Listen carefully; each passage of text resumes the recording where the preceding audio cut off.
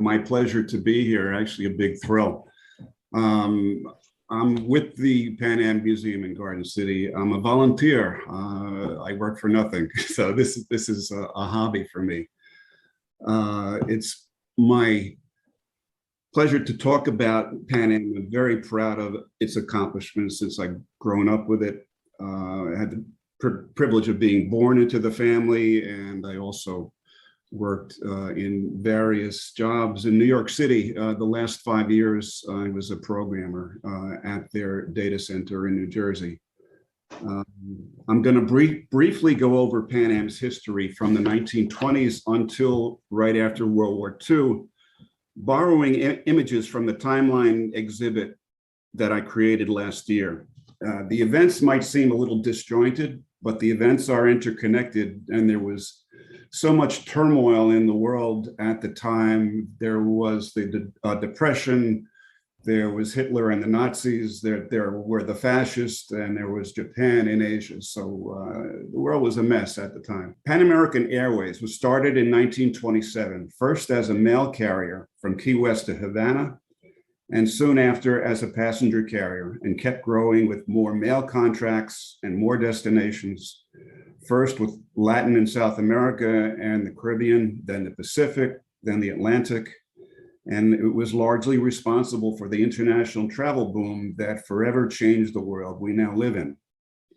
Note I said international, as Pan Am couldn't carry passengers domestically until deregulation was in 1978. Pan Am absorbed National Airlines, the airline to Florida, in 1980. But the fact that Pan Am couldn't fly its passengers domestically was really the beginning of its downfall. And that started in 1950. It was the CAB had recommended that Pan Am be able to fly passengers domestically, but President Truman nixed it and gave routes to TWA and to American Export, and the rest is history. Commercial air transportation started in the 1920s.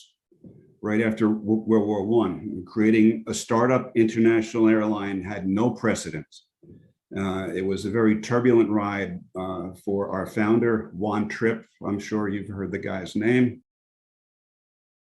The main issues that needed to be addressed to found an airline were entrepreneurial activity, number one, route development, finding where you could fly and where you could make money from, pushing the payload range. The aircraft kept on improving in size and passenger load and range. Getting the landing rights. Of course, you know that getting international rights are given by bilateral agreements by the two corresponding countries, and it was no easy task to get them. And then the mail contracts were the big source of money for the airlines, and everybody was after mail contracts at the time. And then there was also, as an aside, there was national interest. I mean, most other international countries had their own airlines and were actually sponsored by their government, but not here in America. Pan Am was a commercial entity. In 1924, aviation was very much in the news. Brigadier General Billy Mitchell, he was a World War I Army Air Corps ace in France, and he challenged the armed forces about the importance of aviation. He was concerned about security, and he took it to Congress and the people. And he said that if you continue to neglect the military air power, it would endanger national security. And he brought it up to the public, and the Congress and the military challenged him and court-martialed him. Mail delivery at the time was done by barnstormers. It was very dangerous. There were a lot of crashes. Weather was a big issue. You know, you couldn't fly, in rain and storms. But Mitchell, who is known as the father of the United States Air Force, was court-martialed, and he left the service. The first American international airline was called Aeromarine, which held the mail contract from Florida to Havana, but it folded in 1924, and America was then entertaining bids on that route. There was a Colombian airline called SCATA, the anagram is SCATA, SCADTA, and it was keenly interested in bidding on that contract, but it was run by German nationals who were taking refuge in Colombia at the time after World War I. And the United States took notice of that, and people started to wonder if the Panama Canal Zone was endangered by the German threats, and wanted to find an American airline to bid on that contract. General Hap Arnold, who was another founder of the United States Air Force and a friend of Billy Mitchell's, started a shadow company called, he invented the name Pan American Airways, and started it up with the intention of having a government-run airline to fly internationally. But because of the court-martial of Billy Mitchell, he decided to bow out and to leave it for commercial entities. The Airmail Act of 1925, also known as the Kelly Act, was enacted, allowing the Postmaster General of the United States to contract with private companies to carry mail. And keep in mind, mail up until then had been delivered by barnstormers who frequently crashed, but it was very important to speed up delivery, particularly over water, which could take weeks by boat. Air shipment of cargo over water was much faster than steamships, an advantage not as important to domestic carriers, as planes were only 2 to 3 times faster than ground transportation, at least 10 times faster than steamships. Juan Tripp came from a Maryland family. His father, I think his grandfather was an admiral in the Navy, I think in the 19th century. He was trained as a Navy pilot during World War I, but he missed out on serving just as it ended, and just as he completed his training. He graduated from Yale. He had a job, financial job on Wall Street, but soon was bored and left there to organize a new airline charter company here on Long Island with friends that flew rich people to places like the Hamptons and Newport, Rhode Island.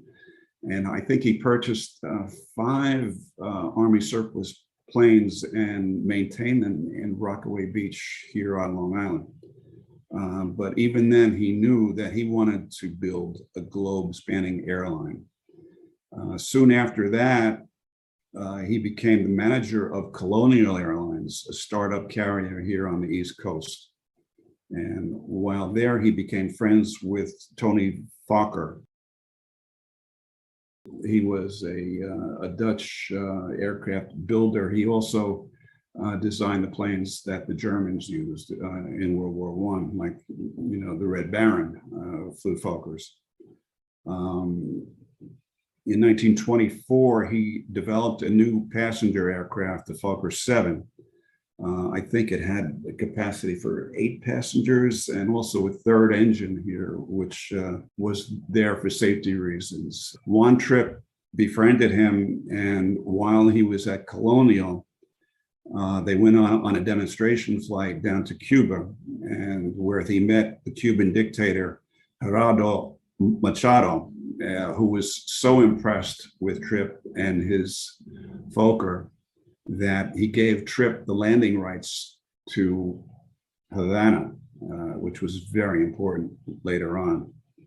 So he was still with Colonial, and Colonial won the first airmail contract as a result of the Kelly Act, also known as FAM-1, Foreign Airmail 1 contract to Havana, and immediately pursued a second mail contract to Chicago. Colonial's board of directors were a little bit older than Tripp and his friends, and they weren't pleased with the money that was coming up from the fan mail. the FAM-1 contract. So they fired Tripp. Tripp and his friends while he was at Colonial, Tripp had ordered 3 Fokkers for Colonial, but when he was fired, he took the aircraft's order himself when he started his own airline, as well as the FAM-1 contract, because since he had the landing rights, Colonial couldn't do anything with that contract. So Tripp had the landing rights to Havana, and also there were some routes to Alaska that Colonial didn't want. By the way, Colonial later became part of a company that was called American Airlines. So the 3 main founders of Pan Am, Juan Tripp is at the top tier. John Hamilton was a World War I ace. He was a few years older than Juan Tripp. He actually had his own aviation consulting company in the 20s. And the third founder was Sonny Vanderbilt, who was Juan Tripp's Yale classmate, came from money, and was a big aviation supporter. And the rest of the people in the bottom tiers were very important in the development of Pan Am. First was Ed Music, the chief pilot who started almost day one. Charles Lindbergh,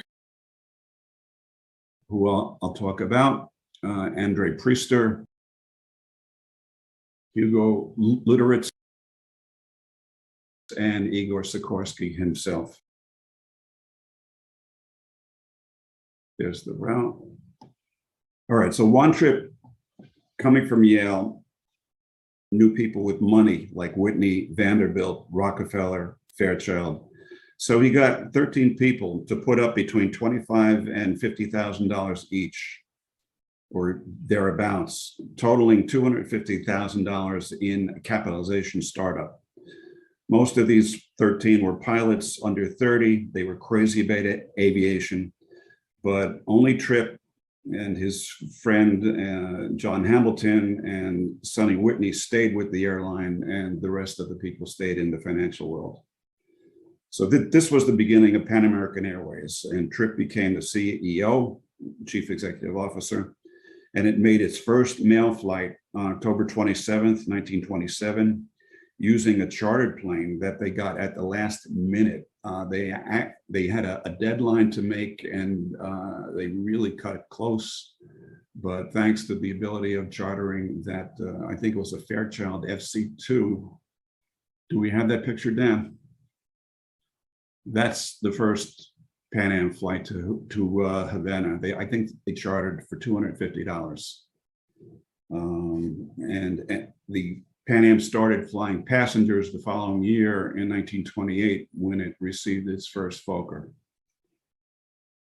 So Pan Am expanded rapidly in Central America, South America, and the Caribbean, obtaining more contracts for mail, growing sometimes through mergers, sometimes through takeovers and acquisitions. Juan Tripp didn't like competition and acquired smaller carriers like CMA, Compañía Mexicana Aviación, I think, which later became Mexicana, and West Indian Air Express, which owned that first Fairchild FC2 that made that first mail flight. And also they formed a joint venture with the Grace Shipping Company and called it Pan American Grace Airways, which was also known as Panagra, and that served South America's West Coast from Miami. Pan Am held on to Panagra until 1967, I believe, when we sold it to Braniff. At this time, Pan Am had 2 main hubs, one in Miami, which was the base for the flying boats serving the Caribbean and South America. And the second one was Brownsville, Texas, for the land planes, its gateway to Mexico and Central America, using planes like the new Fokker 10 and the Ford Trimotor, which is pictured here. That was the most popular plane at the time. Over water routes from Miami, it used a versatile 8-passenger Sikorsky 8 S-38. And I think if you remember the movie The Aviator, with Scorsese, this was the plane that Howard Hughes took Katharine Hepburn around in a spin. Anyway, a lot of these were made, and Pan Am must have had at least 20 of these. And also it obtained the Consolidated Commodore, a very stout flying boat, which it obtained when Tripp bought the New York, Rio, Buenos Aires carrier in 1929. This was a favorite plane of pilots to fly. So anyway, we're still growing. The airline is still growing. The Caribbean is sort of like a grammar school for starting up an international airline. And as we'll find out, the Pacific was a high school, and the Atlantic finally was college, which started in 1939. Charles Lindbergh, his flight in 1927 got people thinking about we can travel across to foreign places. We can fly to Europe. He flew nonstop to Paris, and he was very keenly interested in making travel better for people, more available. And Pan Am's founder, Juan Tripp, befriended him, gave him a contract. He became a shareholder, and he was a consultant to Pan Am for the rest of his life, and had input for almost every aircraft that Pan Am used up until the Boeing 747 in 1970. Tripp hired Andre Priester from KLM, as the guy on the left here. He was a real obsessive compulsive guy. He hired him as the head of engineering, and he was tough, demanding, bright, and disciplined, and dedicated to safety. And he introduced weather prediction, redundancy of engineering systems, monitoring both the navigation and the engineering part of the aircrafts, and points of no return, meaning that, before you get to the halfway point, if you have to, let's go back.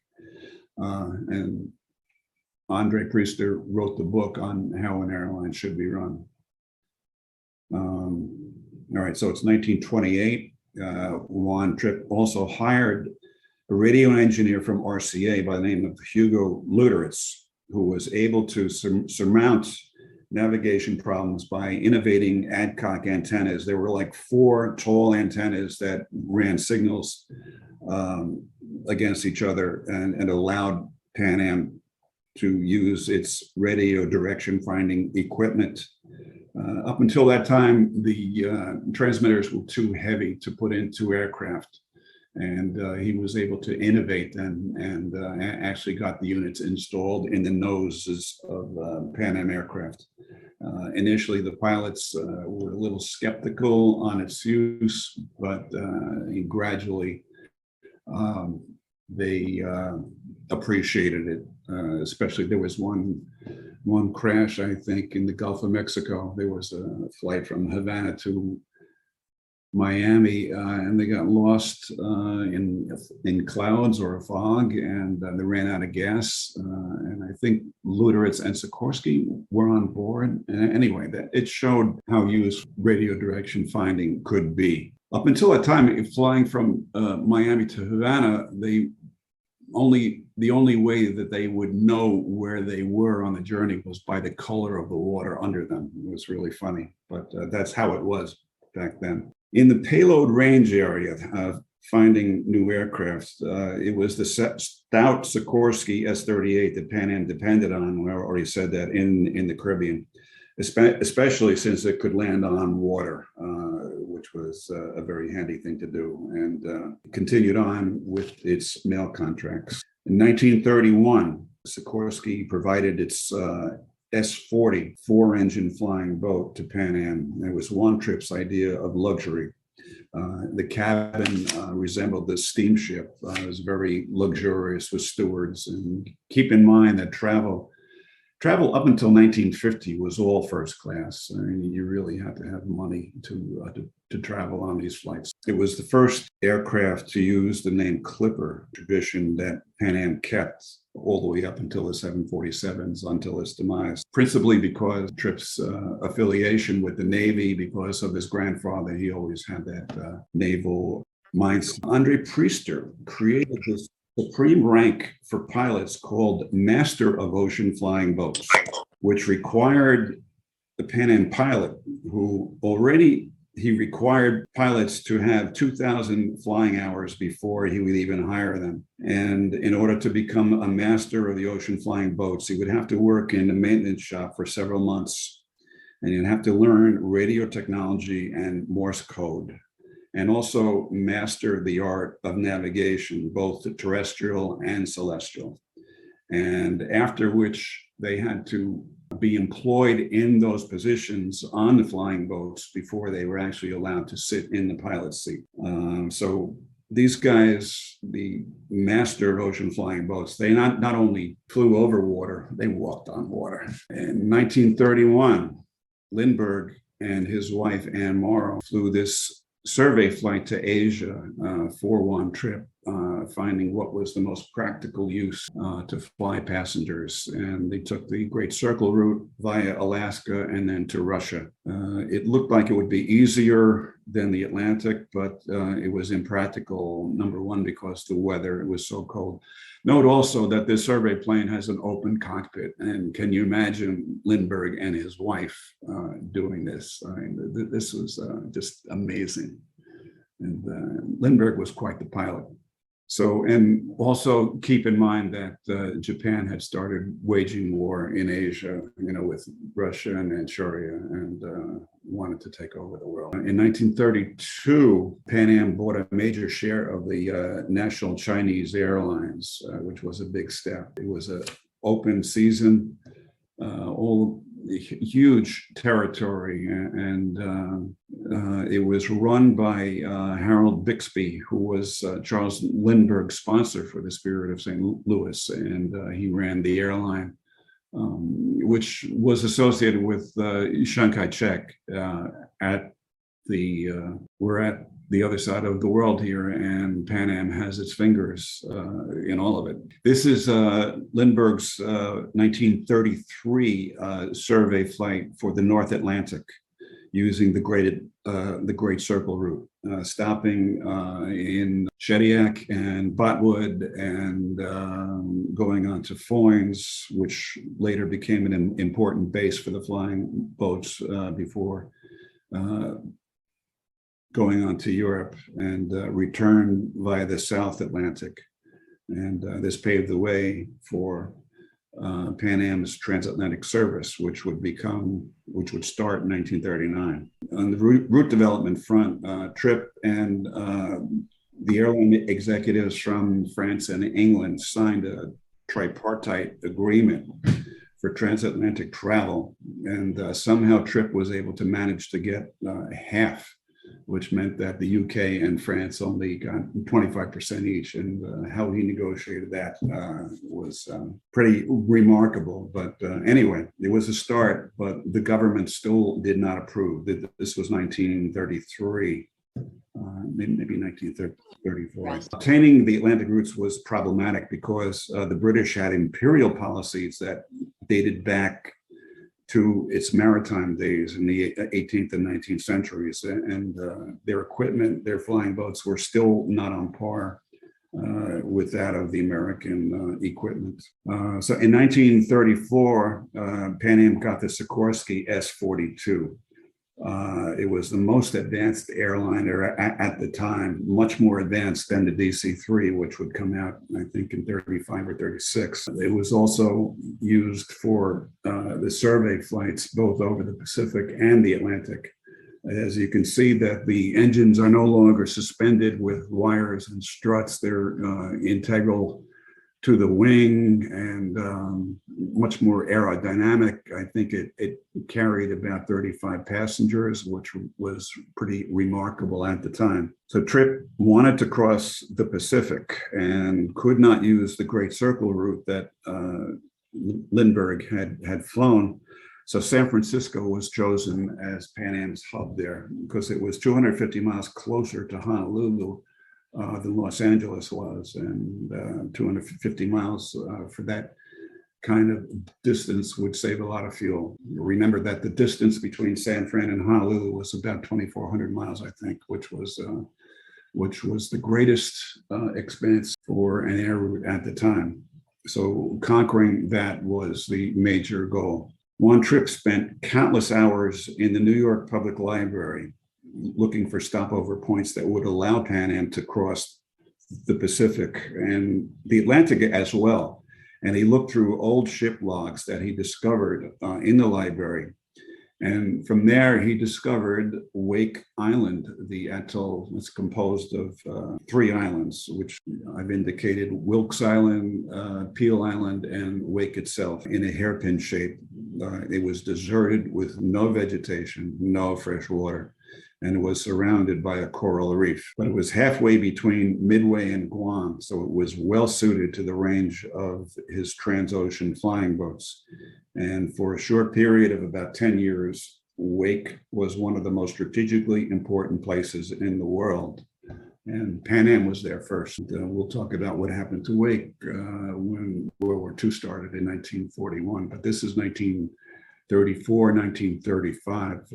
I think in the 19th century, it was a stocking place for guano, which I guess was used for fertilizer, I think. Anyway, 1935, things started to come together. Tripp obtained the landing rights for Wake in March of 1935 with encouragement from the Navy and the United States government, as Pan Am would act as a scout in the Pacific area while Japan was at war in Asia.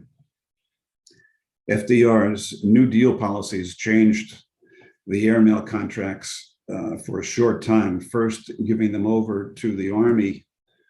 The Army, again, at the time, also controlled the Air Force. It was called the Army Air Force. But then after several crashes, reverted them back to the commercial companies, the air carriers. And Pan Am had to offer a review of its mail contract in the Pacific and got it. And at that time, there really wasn't that much of a market for travel across the Pacific, and it kind of was a gamble for Tripp to make this trip over the Pacific. But he decided, let's do it. We'll give it a go. And at the time, the Glenn Martin airline aircraft company was developing the Martin M130, which the China Clipper was Martin M130. And he began testing it where the factory was in Maryland, and then flew it down to Miami and would do all kinds of tests over the Caribbean before attempting the Pacific. He would do blind landings. Music was an ace pilot. So at the same time, Juan Tripp chartered the 6,710 freighter steamship, the SS North Haven, to carry construction workers and the necessary materials for Pan Am to build its maintenance and passenger facilities on Midway, Wake, and Guam, arriving at Wake on May 9th, 1935. Just remind you that it was only like the previous month in March and April that it got the landing rights. So the atoll Wake's encircling coral reef prevented the North Haven to enter the lagoon in the middle. And it had to dock what's on the left side, which was not the leeward, because it was impractical to come over to the other side to Peel. And the only suitable location to ferry supplies and workers ashore was Wilkes Island. They had to carry the material first over to Wilkes, and then it was carted over to Peel, which was chosen as the base for Pan Am with its hotel and maintenance. So cargo was lightered, barged from the ship to Wilkes, and then carried across, and then transferred to another barge which floated the cargo across the lagoon to Peel. Luckily, an engineer on board had brought railroad track rails on the ship, and so men built a short, narrow gauge railway across Wilkes using a small locomotive that they also had on board. These guys thought of everything, and a flatbed car to ferry the equipment. At the same time, on board were a bunch of Columbia University students who were employed to blast away the coral with dynamite in the lagoon, which allowed for the flying boats to land inside that lagoon, a very nice harbor to use. Anyway, on August 17th, 1935, the Sikorsky S-42 called the Pan American Clipper. This is the same plane on the first survey flight. This is April. There were actually 4 survey flights, but the third survey flight came to wake. This plane was the first to land in the lagoon. But Captain Rod Sullivan, a famous Pan Am pilot as well, didn't know that the dynamiting hadn't been completed and almost tore up the plane's belly upon landing, and voiced his anger upon arrival at Wake. But this paved the way for Pan Am and its clippers to make their Trans-Pacific runs that continued on to Guam and Manila and eventually to Hong Kong. On November 23rd of that year, 1935, the China Clipper was commanded by Ed Music and took off from Alameda in the Bay Area for Honolulu, 2,400 miles, and island hopped to Manila. I think it was a 5-day journey, making overnight stops in Honolulu and Midway and Wake and Guam, and finally Manila, establishing the first scheduled Trans-Pacific mail service. Remember about those mail contracts, they were very important. The North Haven freighter had its second expedition, arriving at Wake in February of 1936, completing the construction of Pan Am's facilities. A 5-ton diesel locomotive for the Wilkes Island Railroad was offloaded, and the railway track was extended to run from dock to dock. Across the lagoon on Peel, workers assembled the Pan American Hotel, a prefabricated structure with 48 rooms and wide porches and verandas. Pretty amazing that they had prefab hotels back then. They thought of everything. The hotel consisted of 2 wings built out from a central lobby, with each room having a bathroom and hot water shower. Remember, this was all first-class travel, so these amenities were very important for the passengers. The Pan Am staff included a group of Chamorro men from Guam who were employed as kitchen helpers, hotel service attendants, and laborers. And the village on Peel was nicknamed PAAville. PAA was short for Pan Am, of course. Also erected on Peel Island were 4 tall Adcock radio antennas for the new long-range radio direction finding navigation equipment that was devised by Pan Am's communications engineer, Hugo Luetich, which we talked about, which allowed the flying boats to find this island in the middle of the Pacific. I can't imagine, this in the middle of nowhere. I mean, it's almost 2,000 miles to anywhere else. So Pan Am's scheduled Trans-Pacific passenger service began in October of 1930, and its first passengers were newspaper publishers who were Juan Tripp's friends, who in those days had tremendous power and influence, and their enthusiasm would be good press for Pan Am's service, even though there wasn't much profit in the early years of this venture. And this tradition of inviting press people from the media would continue for Pan Am until it got this 747 in 1970.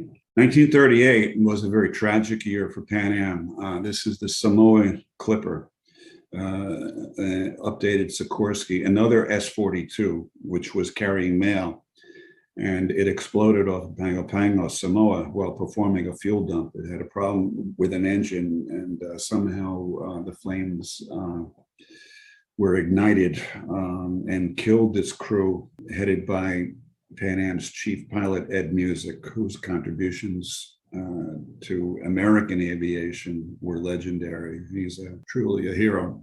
He was known, his nickname, he was called the Jeweler. He was a real obsessive compulsive. I mean, he was not a I guess initially he was a barnstormer, but everything he did on the flight deck and in the cockpit was exact.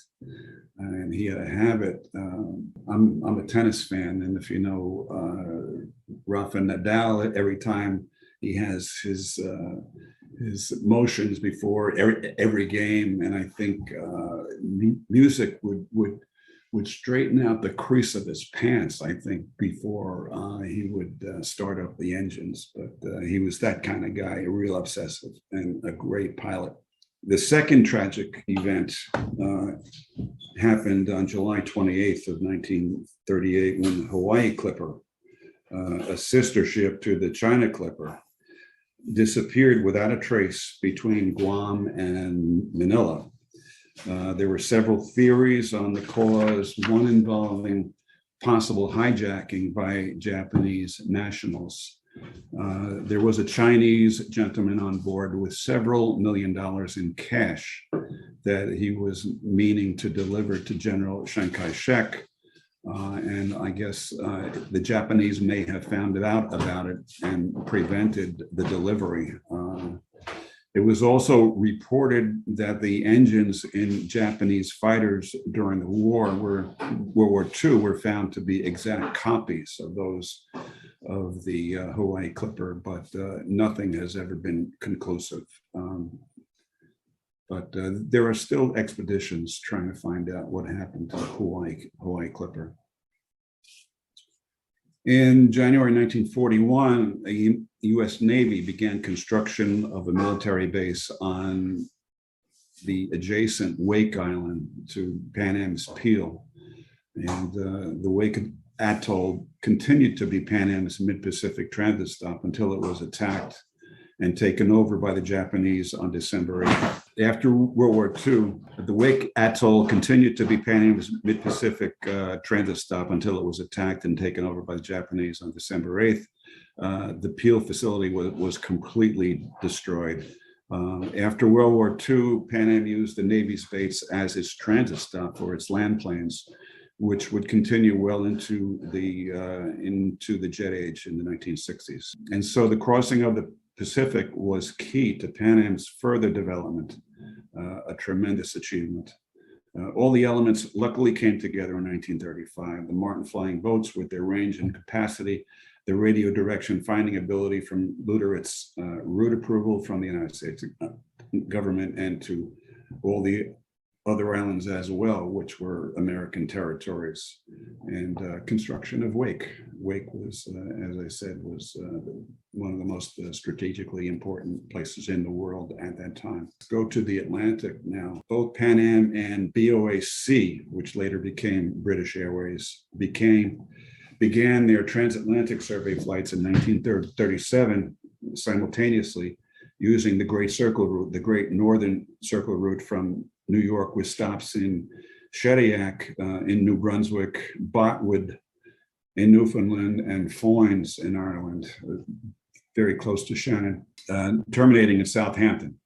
The Brits finally capitulated and gave the two airlines landing rights when the British aircraft could make the journey, but the British aircraft were still inferior to American equipment. Pan Am had its flying boat base right here in Port Washington, Long Island, at first starting service to Bermuda in 1937, and the transatlantic service started in 1939, in June of 1939, first with mail and then passengers the following, I think, the end of the month.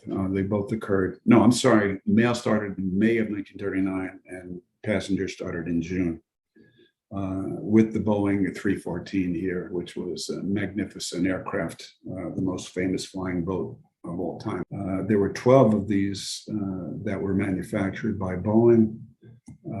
Pan Am got 9 of them, and the Brits got 3.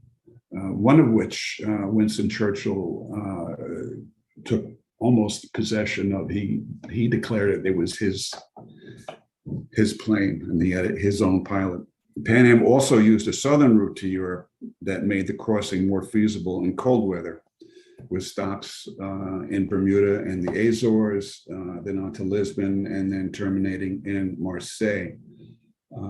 Most of these stops were neutral when war came, and these were the ones that were used. On July 12th, 1940, Pan Am started service to the South Pacific, stopping in Honolulu, and then fuel stops in Canton Island, going on to Fiji, Noumea and New Caledonia, and then terminating in Auckland.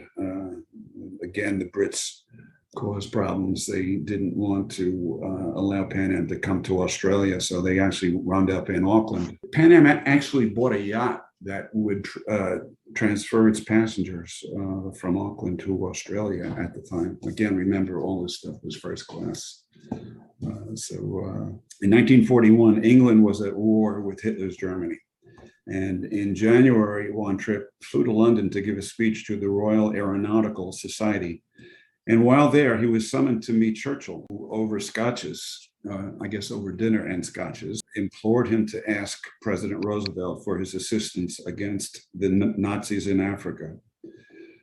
Tripp obliged, and soon after, Pan Am set up a subsidiary companies. I think there were 3 companies that overlapped to develop an air transport network across the middle of Africa to Khartoum and Cairo to resupply British combat units engaged with the German ground and air forces, Rommel, to be specific. Pan Am further ferried American military Lend-Lease aircraft from the United States to Africa, Pakistan, China, and even to Stalin in Russia. Remember that the Lend-Lease program was FDR's way to circumvent America's neutrality acts, which were enacted in the 1930s. We were still supposed to be neutral.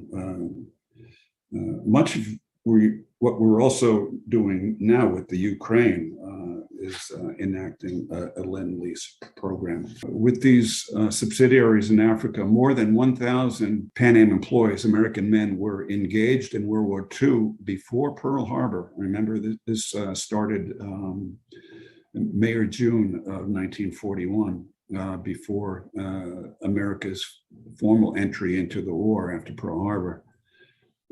Some of Pan Am's Boeing flying boats were engaged in transporting arms and personnel from Miami to Natal in Brazil, and then across the southern Atlantic to West Africa, where the goods were further flown by American aircraft to Khartoum and to Cairo and to points farther east, which I discussed, using about 50 DC-3s and 7 C-47s that were commandeered by the American government.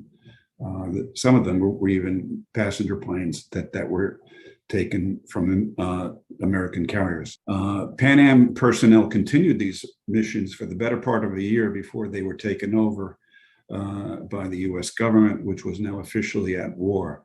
And Pan Am's Boeing 314s continuously flew over the Atlantic from Natal to West Africa, and the most popular spot to land was Fisherman's Lake in Liberia, which again was neutral. West Africa had many colonies, French and British and Belgian, and Liberia was very convenient to use. So Pan Am already had a war footing because of Pan Am Africa, and when Pearl Harbor was attacked on December 7th, Wake was attacked the same day, and the Philippine Clipper, another sister ship of the China Clipper, had just taken off from Wake bound for Guam when the attack occurred, and its captain, John Hamilton was told to return to Wake to pick up Pan Am ground personnel and fly them back to Pearl Harbor, and it already had some passengers on board. So it survived a strafing with some 20 odd bullet holes in it and was barely able to lift off because it had 70 crew and passengers. That's about twice the payload it was built for. But made it to Midway and then on to Pearl Harbor, which you can imagine what that looked like 2 days after the attack on Pearl Harbor. I can't imagine flying into Ford Island, was Pan Am's base there.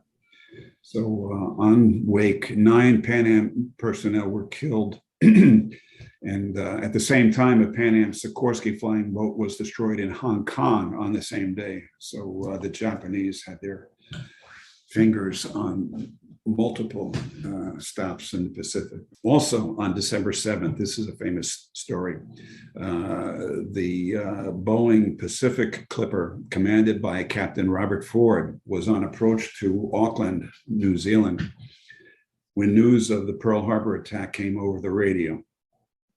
Word arrived from Pan Am headquarters through the American Embassy that they were to go back to Noumea in New Caledonia to pick up Pan Am personnel and fly them to safety in Australia, keep going westbound, and then return the Clipper home to America, and making stops in Darwin and Surabaya and Trincomalee, Karachi, Bahrain, Khartoum, Leopoldville, Congo, Natal, Port of Spain, finally arriving at LaGuardia on January 6th. And that this was a month-long journey, having left San Francisco initially on December 2nd.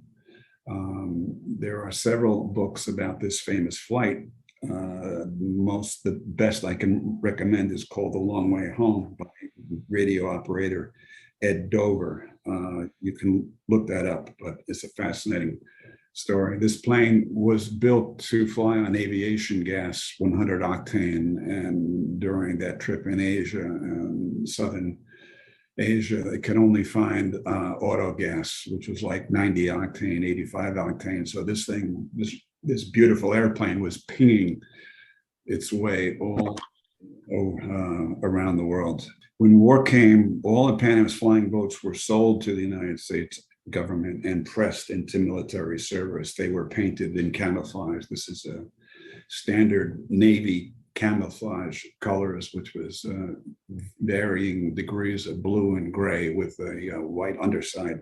And the arrangement was that even though the government owned it, it was also for insurance purposes, because the cost of flying in a war zone, the insurance rates would have been astronomical. So the government took the flying boats over, but they were still flown by and maintained by Pan Am crews. That this was the ramp at the Marine Air Terminal at LaGuardia Airport, which is still there. Pan Am Historical Foundation just hung a new model of the Boeing 314 from the rotunda at the Marine Air Terminal. We don't want to forget how that happened. And in doing so, in these missions, they were involved in many secret missions because it was military. The Pan Am was not able to publicize to its detriment, some of which are unknown even to this day, but they unquestionably contributed to the Allies' victory. The most famous of these missions was the first Air Force One, was the transport of President Roosevelt to the Casablanca conference in 1943 aboard a Boeing 314 Dixie Clipper, flying from Miami to Trinidad to Natal to, was it Guinea-Bissau? Anyway, it was West Africa, and he continued on using Navy land planes to Casablanca. So Pan Am was the first Air Force One. The flying boats were gone by the end of the war. And as land planes like the Constellations and the Douglas DC-6s and DC-7s and the Stratocruisers succeeded them, Pan Am continued to be in the vanguard of commercial aviation, ushering in America's jet age with the Boeing 707 in 1958. And then in 1970, introducing the Boeing 747, for which it contributed much to the design. Boeing Boeing's president, Bill Allen, was a very close friend of Juan Tripp's. They went on fishing trips together, and they concocted the 747 together. And it continued to be serving for close to 50 years with successive versions of the 747. And Pan Am will always be associated with the 747. So I've given it a thumbnail sketch, the early Pan Am history, showing most of the highlights of the era.